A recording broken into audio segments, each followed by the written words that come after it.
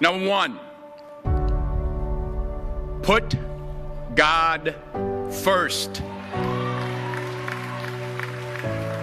Put God first in everything you do.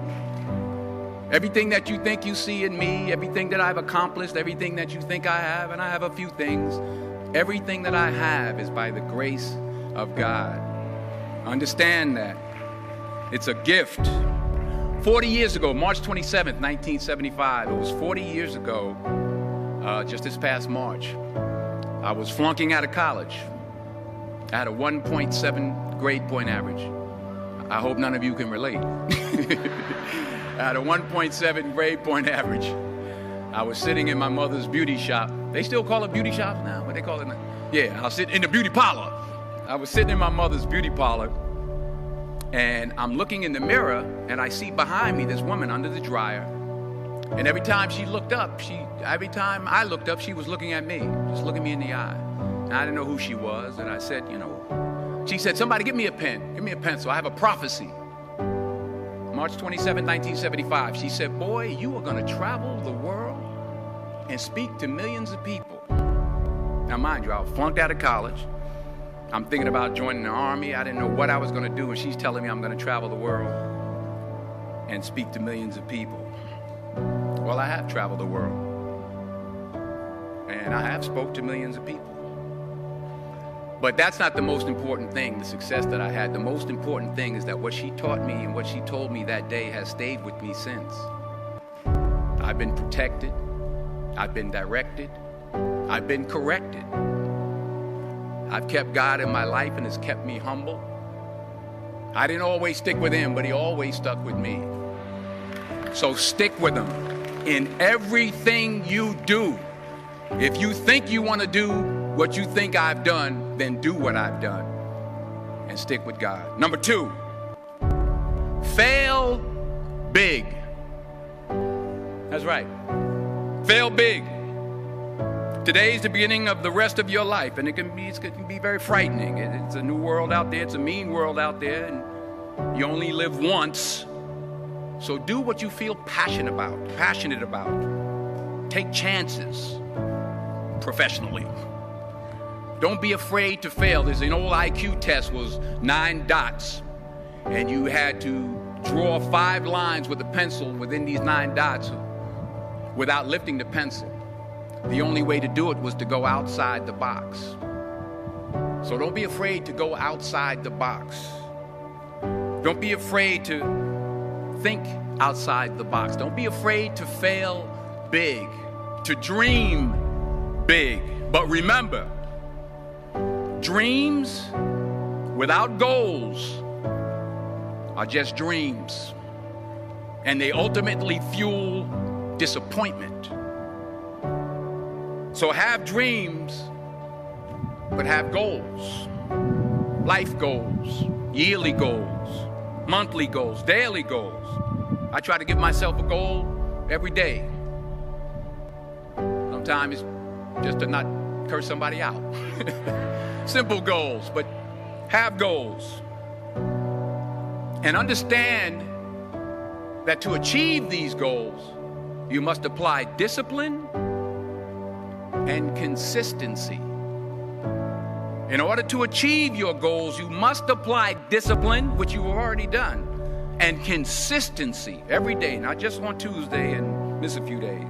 You have to work at it every day. You have to plan every day. You've heard the saying, we don't plan to fail, we fail to plan.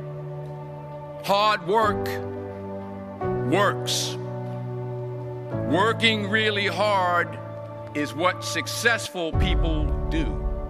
And in this text, tweet, twerk world that you've grown up in, remember, just because you're doing a lot more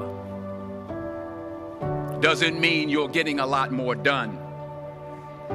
Remember that. Just because you're doing a lot more doesn't mean you're getting a lot more done. Don't confuse movement with progress. My mother told me, she said, yeah, because you can run in place all the time and never get anywhere. So continue to strive, continue to have goals, continue to progress. Number 3, you'll never see a U-Haul behind a hearse. I'll say it again. You'll never see a U-Haul behind a hearse. I don't care how much money you make, you can't take it with you. And it's not how much you have. It's what you do with what you have. We all have different talents. Some of you will be doctors, some lawyers, some scientists, some educators, some nurses, some teachers. Yeah, okay. Some preachers. The most selfish thing you can do in this world is help someone else. Why is it selfish? Because the gratification, the goodness that comes to you, the good feeling that I get from helping others, nothing's better than that. Not jewelry, not big house I have, not the cars, but it's the joy. That's where the joy is, in helping others. That's where the success is.